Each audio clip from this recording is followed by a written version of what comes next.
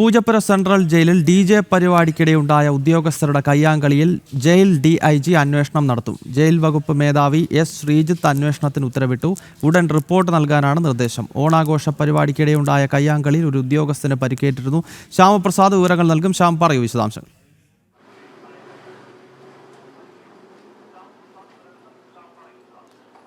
ഗൗതം, കഴിഞ്ഞ ദിവസമാണ് അതീവ സുരക്ഷാ ജയിലായ പൂജപ്പുരയിൽ ഇത്തരത്തിൽ ജയിൽ ഉദ്യോഗസ്ഥർക്കിടയിൽ കയ്യാങ്കളി നടന്നത്. കയ്യാങ്കളിക്കിടയിൽ ഒരു ഉദ്യോഗസ്ഥനെ ഗുരുതരമായി പരിക്കേൽക്കുകയും ചെയ്തു. ഈ ഓണം ആഘോഷത്തിനിടയിലായിരുന്നു ജയിൽ വളപ്പിൽ ഇത്തരത്തിലൊരു സംഘർഷം ഉദ്യോഗസ്ഥർ തമ്മിൽ ഉണ്ടാകുകയും ചെയ്തത്.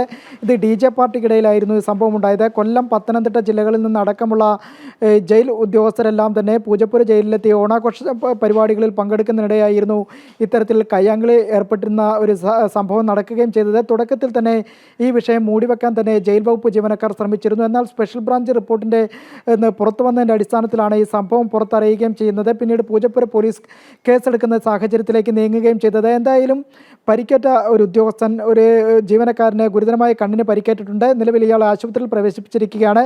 ഈ സംഭവവുമായി ബന്ധപ്പെട്ട് ജയിൽ DIGക്ക് അന്വേഷണത്തിന് നിർദ്ദേശം നൽകിയിരിക്കുകയാണ് S. ശ്രീജിത്ത്.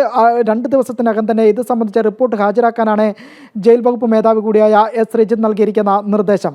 ഗൗതം, ശരി, ഓക്കെ. പൂജപ്പുര ജയിലിൽ കഴിഞ്ഞ ദിവസം ഓണാഘോഷത്തിനിടയിൽ ഉണ്ടായിട്ടുള്ള സംഘർഷം സംബന്ധിച്ചാണ് ഇപ്പോൾ ഉന്നതതല അന്വേഷണം നടക്കാൻ പോകുന്നത്. ശ്യാമപ്രസാദ് വിവരങ്ങൾ നൽകുകയായിരുന്നു.